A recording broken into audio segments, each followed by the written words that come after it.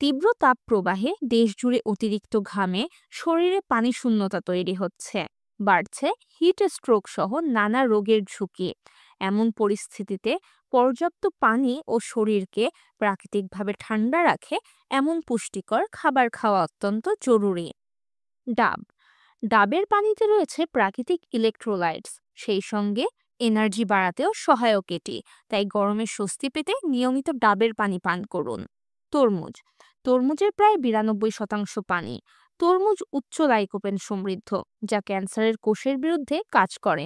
এছাড়া এটি হজমে সহায়তা করে এবং ত্বক ও চুল সুন্দর রাখতে সহায়তা করে।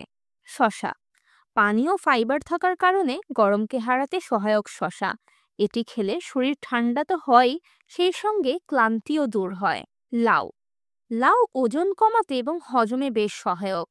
স্বাস্থ্য সুরক্ষায় নিয়মিত লাউ তরকারি খেতে পারেন। লাউ সেদ্ধ করে দইয়ের সঙ্গে মিশিয়েও খেতে পারেন।